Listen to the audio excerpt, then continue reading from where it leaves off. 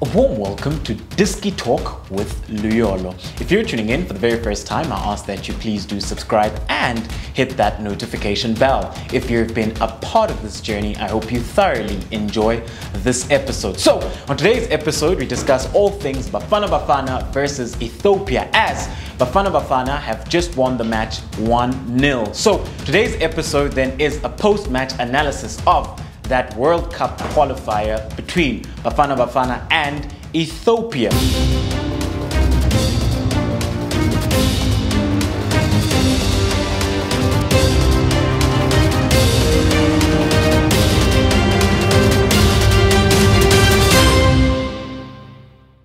So, with regards then to the game, going into this one, Ethiopia had played Bafana Bafana just a couple days ago in Ethiopia, where Bafana Bafana won 3-1. So coming into this game then, Ethiopia were looking to bounce back, and Bafana were obviously looking to pick up the 3 points at home and maintain their #1 spot within the group, which then with this victory sees them going 10 points and 1 point ahead of Ghana on top of the group. So as the group stands, Bafana Bafana have 10 points and Ghana have 9 points. So Bafana Bafana are in quite the lovely position and in good stead to then advance going forward with regards to the World Cup qualifiers. However, let's get into the game that played out at FNB Stadium, which saw the return of fans. So with regards to this one then, Bafana Bafana won this game 1-0.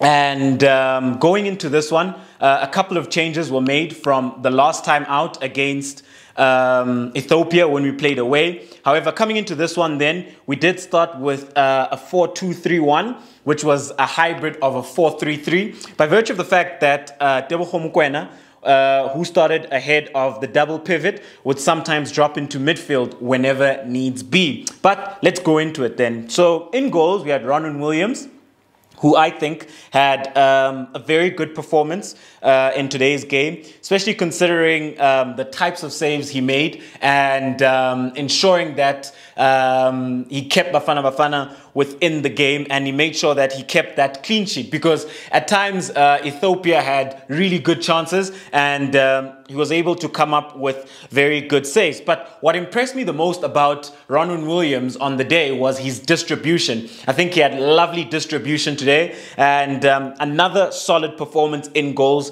for him. Just towards the end there, where, you know, he lost a bit of concentration and the Ethiopian striker was able to close him down, but thank God that didn't ricochet into the goals. So a lovely performance then, and a very solid performance by the Bafana Bafana captain. You know, I think he played really, really well in goals, and what that does then is that it gives the rest of the defense that confidence. And speaking then of the confidence, I love what's happening with regards to our defense. We're starting to see a very solid defense, a defense that's not conceding too many opportunities, and a defense that is not conceding in certain games. So this is the 3rd clean sheet that we have kept, so that is quite impressive, you know, for Bafana Bafana. So, and then when we have a look at the back four which started, so unchanged in the back four is the same back four that did business against Ethiopia away. So at right back, we started with Nigo Mobi,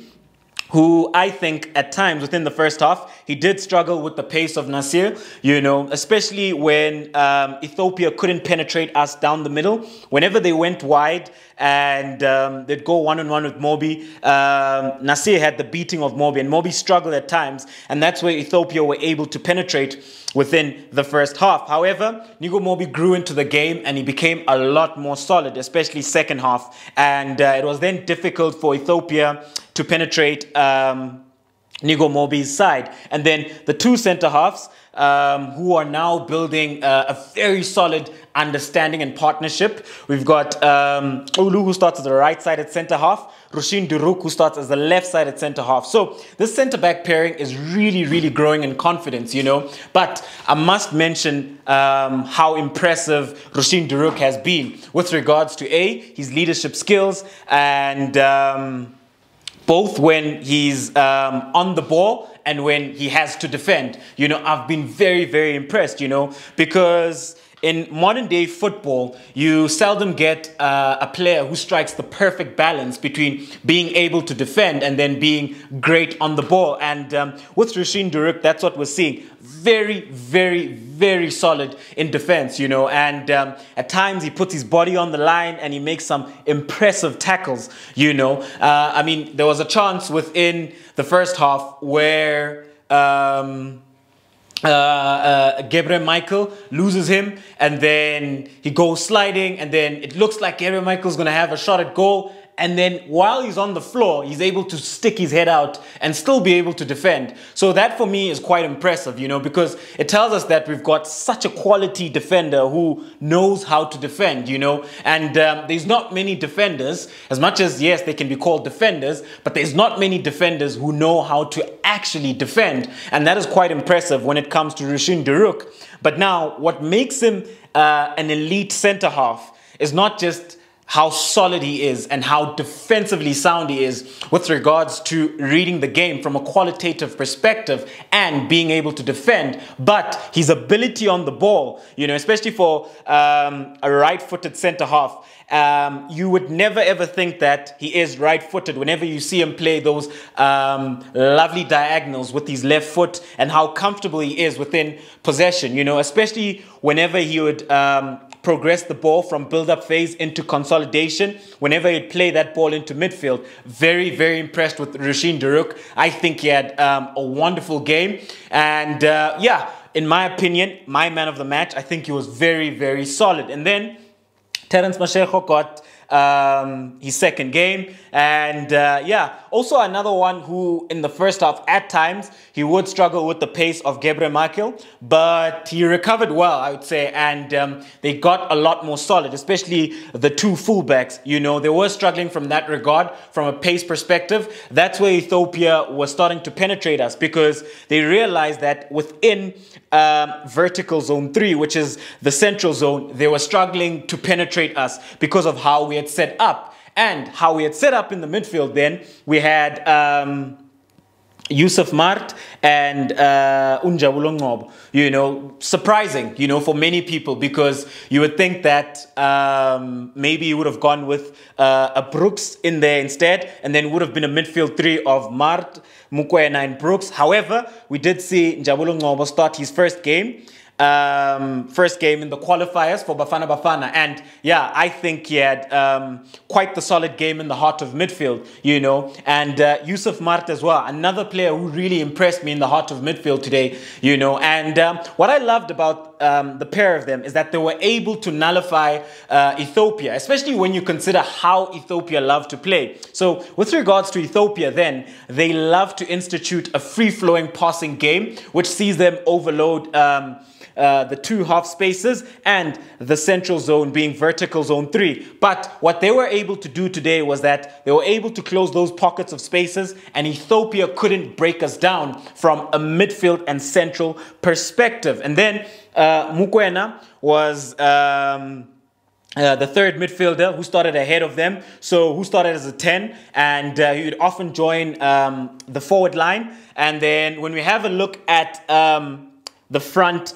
three, with regards then to the front three, we did have Mahopa start up front, we had Litswalo start off the left-hand side, and then we had Uhlongwane. So Litswalo, I think in the first half, you know, had a very, very good chance to actually make it 2-0. And had he made it 2-0, I think that would have gave us a great cushion going into the second half, you know, especially considering that he's in red-hot form within the DStv Premiership. And you just think that the type of chance that he gets, you know, from a Hlongwane who progressed down vertical zone 5, found himself there, and he managed to play such a beautiful ball. And then with Litswalo coming in from that pocket of space, he makes the run then into the penalty spot, the ball's played back, and then he hits it over the bar. I think he has to finish there. And with regards then to what Litswalo should do, it's normally a body orientation nuanced problem, you know. So how you orientate your body when you're taking a shot at goal is very important. So with regards then to Litswalo there, when he's rushing onto the ball, it's all about making sure that his body is over the ball, you know, when he hits it, so that he's able to keep it down, and always about just picking your spot. And in most cases, most coaches will tell you, place it where it comes from, you know. So it's coming across, the goalkeeper's shifting across, body over the ball, and then you pick a spot into the corner. And I think that would have given us a very comfortable cushion. And with regards to Ronwen, another player who had a very, very good game, had the beating of his man, played lovely crosses into the box, you know, and second half, he really grew into the game. He did switch to the left-hand side, and yeah, I think he had a very, very good performance. Mahopa up front, you know, at times he held the ball up very well, and then he was able to bring Mukwena, Ronwen, and Litswalo into the game. But one thing I think that he should improve on is his first touch, because at times the ball would be played into him and then he'd struggle to control it. But as he grows and develops, if he can improve that facet of his game, I think then his skill set can become a lot greater than we see now. Because if he can improve that and then bring players into the game a lot better, I think we will be a lot more efficient up front. However, I just think that overall, I think we had a good performance, and the most important aspect of it was always being able to manage the game from a spatial perspective, especially when we conceded possession, and when we had to come compact. Very impressed with regards to how we managed the spaces and how we were able to nullify them and block certain channels, and how they were not able to penetrate those pockets of spaces, because Ethiopia do love to institute triangulation in the half spaces and in the heart of midfield, but we were able to manage them very well as we grew on into the game. Just disappointed then that we didn't take our chances, because I feel that had we taken our chances, we could have won this game convincingly by 2 or 3 goals. So going forward then, it's paramount that we take our chances and we finish off those chances that we get. And then when we have a look at Ethiopia, Ethiopia lined up with a 4-3-3 in goals. They had Gabriel Michael at right back, they had Hamid, they had Tamene as the right side at centre half, they had Baye as the left side at centre half, they had Yusuf at left back. And then within the midfield, they did start with Johannes, they started with Muhammad, and then they started with Dagnachu. So with regards then to this midfield, I was disappointed that they started with Muhammad, because I think that you sacrifice him and you go with Begele, because when you have Begele and you have Dagnachu, these are 2 players who pull strings for Ethiopia within the heart of midfield, who are very, very important. And I think Ethiopia would have gotten control of the game a lot earlier and a lot better had they gone with Dagnachu and Begele from the very beginning. And then the 3 up front, they started with Nazir coming off the left, off the right, Gabriel Michael, and then Kabede up front, who then was the one who scored the own goal, which then gave us the lead within the first couple of minutes of the game. So with regards to Ethiopia then, I was very impressed with Dagnachu, especially with his technique and with regard to his passing game from a qualitative perspective. This is a team that have a couple of very good players. However, on the day, they were just not able to penetrate us, and they couldn't institute that free-flowing passing football through a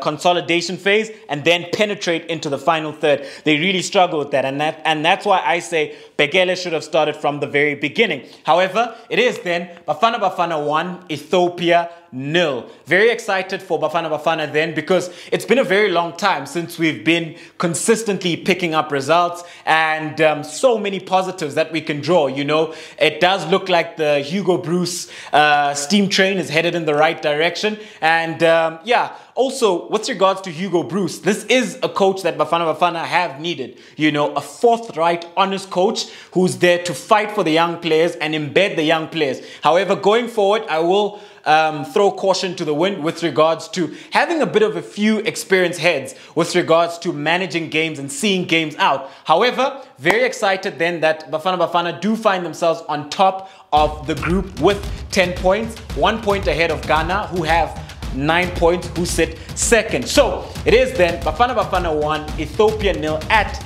the FNB Stadium. Thank you very much for tuning in to yet another special episode of Diski Talk with Luyolo. So please do subscribe if you're tuning in for the very first time, and if you're seeing Diski Talk with Luyolo for the very first time, please do subscribe and hit that notification bell. Thank you very much for your support. Signing out.